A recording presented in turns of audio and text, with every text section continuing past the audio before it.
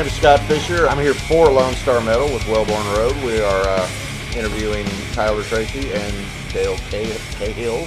There it is. There it is. Found it. Let's start from the beginning. I know you guys are from College Station, now in Houston. Why don't you back up a little bit and tell me the origin of the band? So we I've known everybody but Bob. We all grew up in Houston, but I met Dale in 7th grade. I met Scott in 6th grade.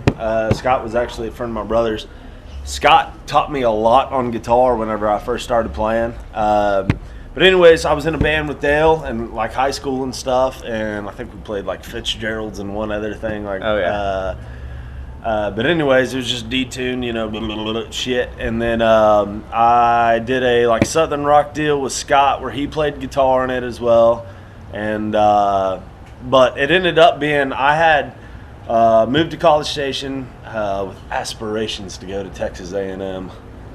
Turns out I suck at school. We got over that quickly, didn't you? Well, I worked for him for 10 years.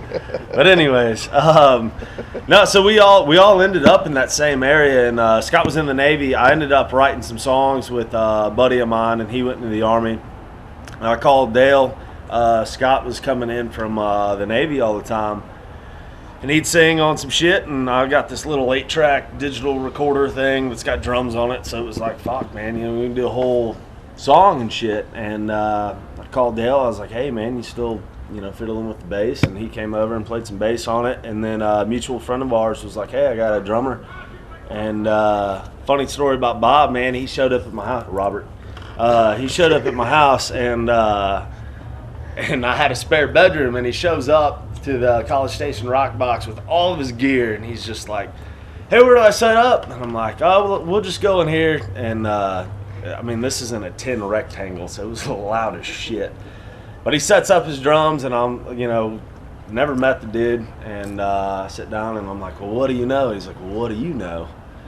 So we had this about 10-minute standoff.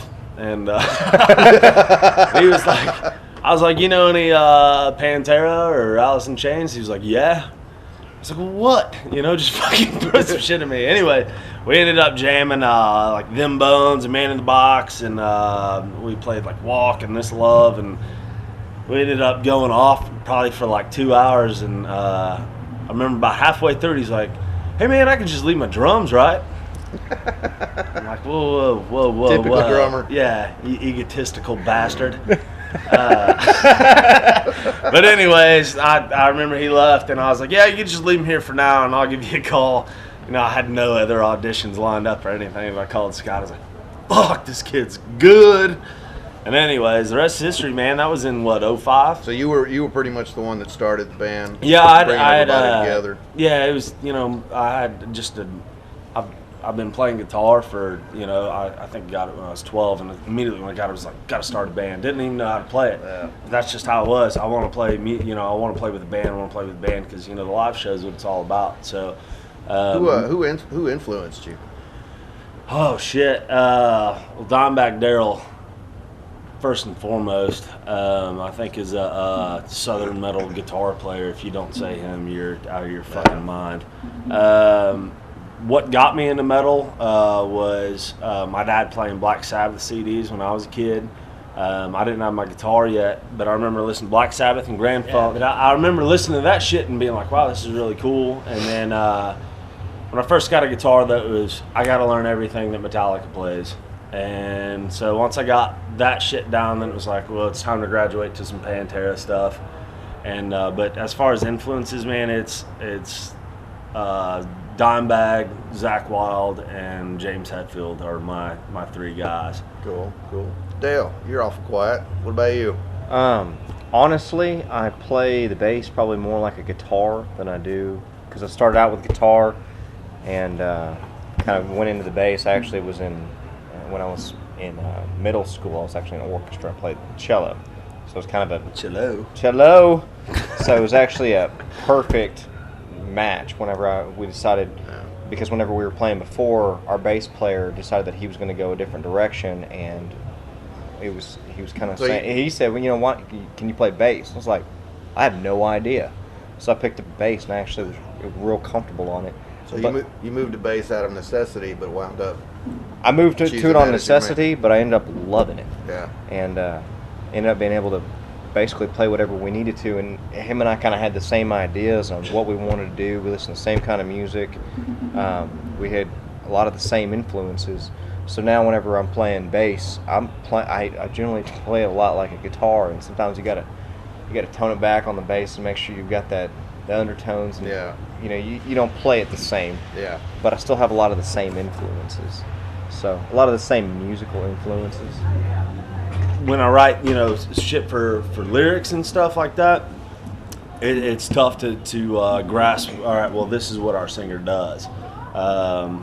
Guitar wise, it's just wide open, and like I said, I think Pantera and Alice in Chains, to try to meld that together, which I think is a really fucking cool combo. And the reason why I say that is because I'm really into Pantera is the fucking shit as far as I'm concerned. But we got a singer that has pipes, and he can fucking belt shit out, and he's not just a yeller and screamer, and I love that shit too. But we've got a unique guy, a unique front man, so you have to incorporate the music with what he does vocally to make it work, because you can't just and have him and do that shit over. It's not going to work. For me, it's those two bands, Ozzy and all that shit. But like I said, there's always different groups. Everything that I hear. Is there anybody in the band that you tend to have differences with as far as the direction of a particular song? You go like, hey, this song needs to sound more Pantera, and the other guy is, no, this needs to sound more Air Supply. Anything like that? All the Air Supply comes from him. You probably don't even know what that is. Let's talk about your new album. I know y'all are currently working on a new album, and you're doing something kind of cool. You're releasing each song as a single as you finish it. Yeah. And you've got a couple done already. Do you have a particular theme in mind, or are you just writing whatever comes to mind, and are you approaching each song individually, or do you have a kind of a theme that you want the whole album to kind of portray? I don't think there's such a specific theme to this one. Kind of what you're talking about on influences. I think when you listen to our last album, you're going to hear a lot more of the influences, where you're going to hear the Pantera and the Chains coming together. The new album, the way I've been hearing it, the way we've been playing it, I feel like this album is Wellborn Road. I mean, it's more so than the first. I feel like it's even more so than the first. We're talking about Scott's got those pipes. You're gonna hear them in this album. I mean, we just got out of the studio. He was belting it out. Yeah, well, like Dale said earlier, I think the first record was a very raw. I'd almost say experiment, because we didn't know what the fuck we were doing. We were with a guy that is brilliant at what he does, Craig Douglas, Origin Sound. Anyways, he basically, kind of coached us through this shit, and but it was like, hey, I got these raw demos, and basically we went in there with a budget of, shoestring budget. Yeah, absolutely. And it was like, hey, we need to get these things done because we can't afford it. And anyway, so we took care of business, and it came out cool. And not to knock that record, because I think it's awesome for what it is, but the new one is Wellborn Road. I mean, there are vocal harmonies. Scott sounds over the top awesome on it. We're taking our time with it. It's one song at a time. It's not, all right, let's knock out 6 drum tracks today, and let's try to get all these guitars. It's, hey, let's do this, and let's get the chugs here, and blah blah blah. And it's awesome, and a lot of that has to do with bringing Mark Lopez, our producer, involved. bringing him into the fold is taking Wellborn Road from, hey, we got some cool songs to, hey, these songs sound fucking sick. Yeah, he's done an amazing job. So I think that we went from, hey, these songs are cool to, wow, this is some shit to be reckoned with, you know. So you're growing as a band. Absolutely, as a result. absolutely. And you know what? We've learned a lot through this experience too, because I mean, I had like we said earlier, I had no idea how to record a song. You know, it was like, all right, do 2 guitars, a bass, drums, and then a singer. And now it's like, fuck, you know, there's a lot that goes into it, and you're gonna hear it on this new one, man. It's coming out fucking awesome. Tell me about your first single, "The Mirror." Who wrote it? Was it collective or was it singular? No, I ended up writing "The Mirror." Basically the way that "The Mirror" was written was I wrote a bunch of guitar shit. And I wrote a bunch of vocals, and then I gave the vocals to our singer, and he kind of edited them down to what he felt comfortable with, and we got it taken care of that way. But it was the same kind of deal. We took it into Origin Sound, this raw fucking piece of music, and they just took it to this whole other thing. What's the storyline? Is it? What's it about? What does it say? What does it say? I wrote "The Mirror" at a time, looking at yourself in the mirror and saying, I should be here, but I'm here right now. This isn't what I see. I see something better for myself. I need to figure it out and fix it. And you know, it's all about, you know, I'm stronger than this, and I could be there, but I need to fucking get there. So it's a motivational piece. Yeah. Motivates the Listen audience back, to go kids. nuts. I can tell you that. Yeah, it's fucking cool. Don't worry. I saw the video for that, and man, I was impressed. It's a badass video. I like the whole little monochromatic negative feel to it. Was that did the storyline of the song kind of play into that? Yeah, a little bit. You know, I'd had an idea for that shit for a while, and so I did the Left Behind video as my first attempt. Did y'all do that video first? Or? Yeah, and that was basically just a bunch of shit that we'd all recorded. Yeah. Right? Oh yeah. Yeah. Left Behind video was cool. I like. It's basically just us hammering beers. Saw a lot of that. Smashing them on the wall. What? Tell me about that song. What's the motivation behind that song? What's the storyline? I have a feeling there's something there. That was a. I don't even know if I want to get into that. It's a tearjerker. Like that. No, I'd been sitting on that riff, man, for 6 or 7 years. That boom, boom. I was like, well, that'll never be a metal song.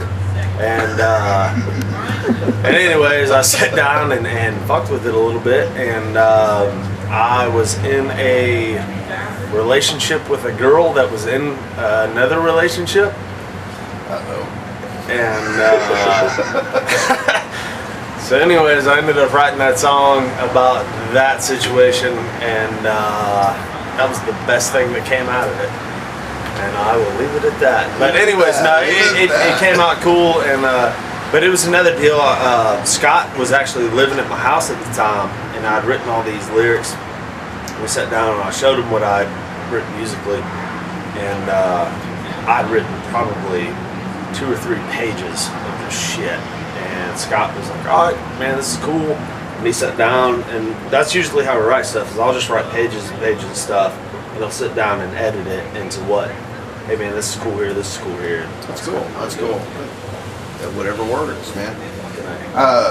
Now that's just the first 2 songs of the new album. Those are the only ones I've heard. What have y'all recorded since then? It's a secret. It's the purpose of the interview, man. Tell me what's coming up. Tell me what I can expect.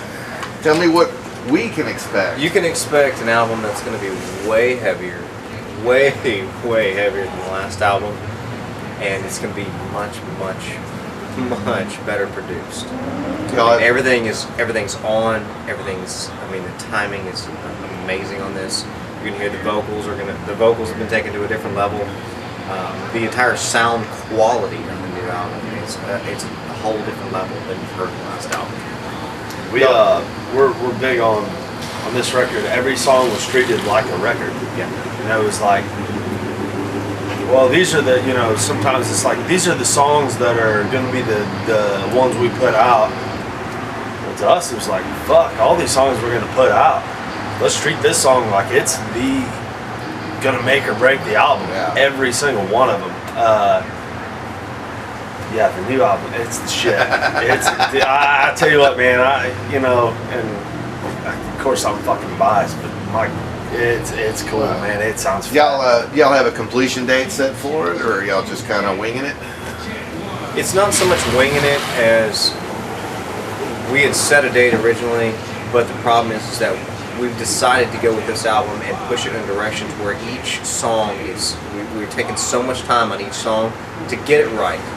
We don't want to rush it. We don't want something to come out there and throw something and say, you know what, this is a done deal. What we say is, you know what, it's not done yet. Let's pull it back.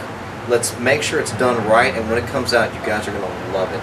You're gonna love what So you don't want an album with one great song and a bunch of filler songs. Yeah, we don't want to put out 5 or 6 cool songs. We want it to be every song is like holy shit, and that's kind of the idea of what we're trying to accomplish with this. Is once a month we want people to be blown away by what we just put out. We don't want it to be like a here's the deal. Pick your favorite 4 songs and then skip over the rest of them. We want it to be every song's like holy shit, man, this is what they're doing now. That's kind of our idea about that. What as a band, what is your purpose? What is your motivation? What are you wanting to do? I mean, you just want to throw out a bunch of songs, play a bunch of gigs, or you want to take over the world? Take over the world? Fucking world. One family at a time. No, but that's no bullshit there. I honestly, I think that we're very, very proud of what we do, and I'm sure every band is. But we want to give Texans and everybody just that band to hang their hat on, and man, this band's doing it right, Pantera's not out there anymore. We want to be that band that's, fuck, we're from Texas, We want to sound like it. We want to fucking have everybody be like, holy shit, dude. I remember seeing Wellborn Road at Acadia, and I remember seeing Wellborn Road at Fitzgerald's at their first gig, and blah, blah, blah. We want to be that band, but in the same token, we also want to still have that, hey, we want to drink beer with you quality to us, We don't want to be the assholes, We're trying to have a good time, but that's what it's all about, Okay, all right. Last question. Shit, this is usually a tough one. Rusty Connor, band's manager, the dictator asshole. Emphasis on the dick, not so much the tater. How's it like working with him or having him work for you, etc.? I wouldn't say he works for us at all. He definitely works with us. He definitely keeps us on the schedule a little bit more than we've had before, where it's kind of sometimes you got life and then you've got the band and you got everything coming together and you get a reality check from Rust every once in a while, and you kind of need that every once in a while. Structures things. It helps structure some things. It makes Keeps you good in the meetings. It's good. Yeah, it's a big smack in the face every now and again. But it's can be needed. that way. Good thing. We need it. Good thing about hanging with that asshole is he's always a good time. He keeps the Miller Lite cold for us, and no, we always have a good time. And he's good people, and we are very proud to be associated with him. Everything that he does. Well, that just about does it. Come on, hey, Pain, Hate, Redemption, it's coming out. Get it one song at a time. Come on. Rock it. Love you, Rusty.